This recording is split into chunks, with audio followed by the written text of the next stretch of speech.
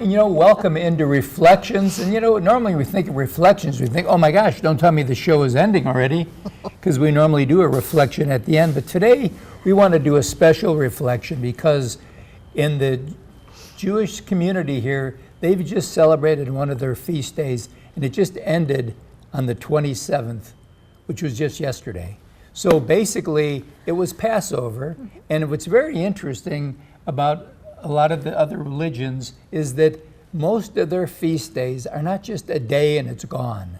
It's a week-long event. And we brought with us today Rabbi Kramer, Scott Kramer, from Temple Agudath, Israel, and it's so nice to have you with us. You and I have crossed paths in many different areas, Yes, we and have. I've heard you many times, and it was such a pleasure to be able to call you up and say, look, we'd love to have you on as a guest. Thank you so much. And when you told me that Rabbi Elliot Stevens used to be on this program, Yes. we actually started in Montgomery a week apart in 2007. Wow. And he told me about this program, but I've never seen it. And of course, we were very good friends, and we were very sorry to see him pass. Yes. A few years ago. And I was so happy that you called to invite me to this program. Great.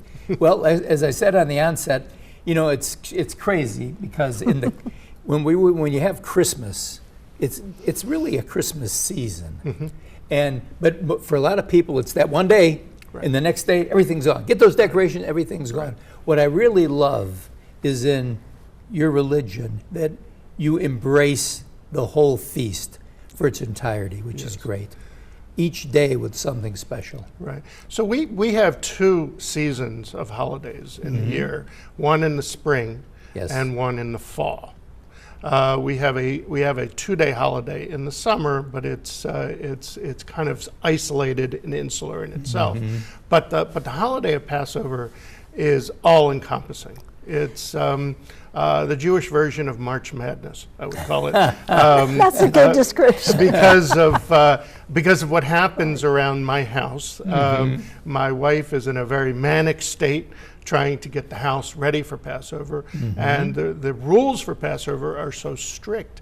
We have to rid our houses of all leaven products and replace them. Not only that, but our dishes have to be replaced.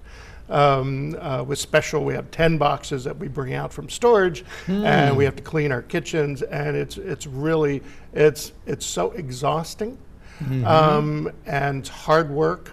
But there's not only a physical but a spiritual reason for that effort. The holiday is about liberation. It's about freedom. In both the physical sense, because the Bible talks about the freedom of the liberation of the Israelites from Egyptian slavery over 400 years, but when we sit down at our Seder meal, we have those two opposite polarities of both freedom, being free and not being free at the same time, and us trying to figure out what that means. Because even though we are freed from slavery, we are still slaves to all kinds of things in our lives, to addictions, to economic desperation, to all kinds of spiritual things that we, and the holiday really is about trying to rid ourselves of those bad traits in our nature, in our character. And that's really what the holiday to me is really about. It's kind of like refreshing. It's a renewal. It's spring, right?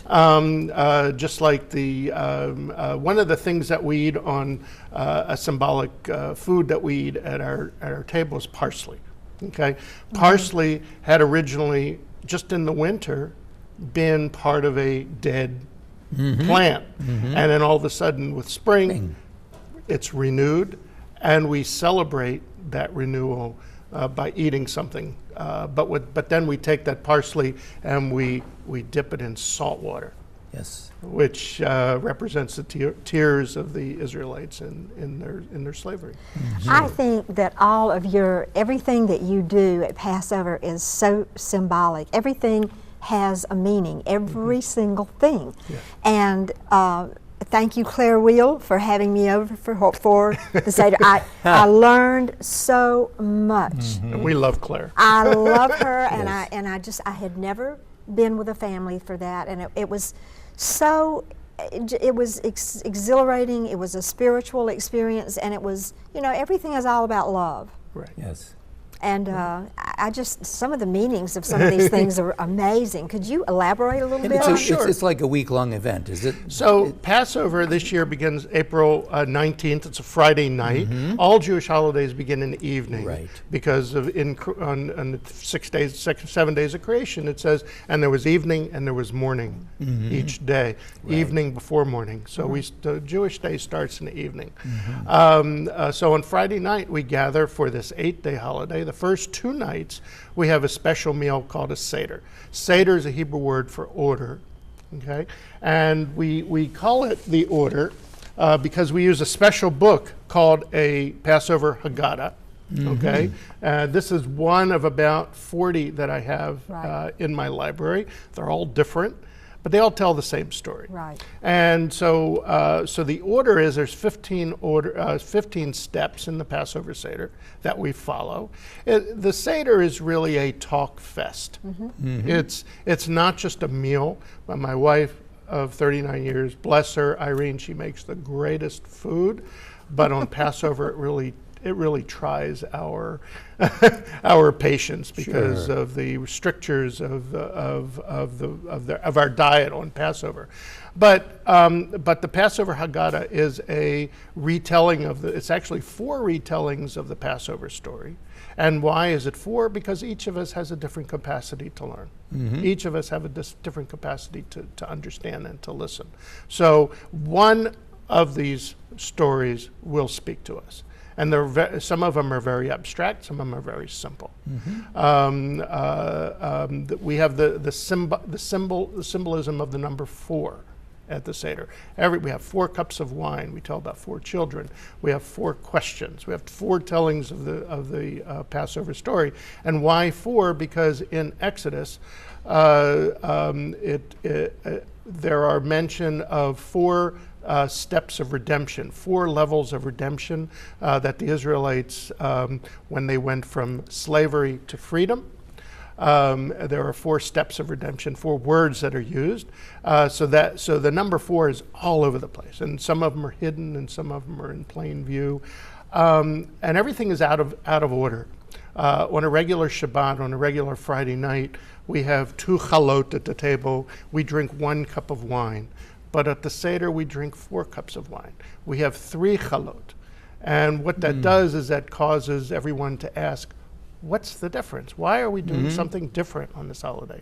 So the holiday, the Seder is really about us asking questions, okay, and trying to get answers. Right.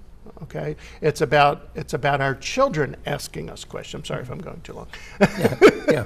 We're going to Very have to. traditional and traditional and solid. But again, you're going to have something during the meal. Absolutely. So we eat kosher for Passover food, and we are not allowed to have leaven in our house. So we have this thing called matzah, which is a 2-dimensional piece of bread. Yes. This is basically only flour and water cooked for 18 minutes. And it is probably the most tasteless piece of food that you could ever eat. We are not allowed to eat bread, so this serves for our bread. And the reason we eat matzah is because the Israelites, in their haste to leave Egypt, they did not have time for their bread to rise. That's right. Okay, but that leaven, the rising of the bread, that air pockets, is actually symbolic of the airiness in our natures. What we're trying to get rid of, those bad traits in us. Okay. Well, thank you very much. This was wonderful. Excuse me, very enlightening. I will take this and finish it. And just remember that it's wonderful to be able to learn about some of the customs of other religions, and we want to thank Rabbi Kramer for being with us today, and we'll be right back right after this.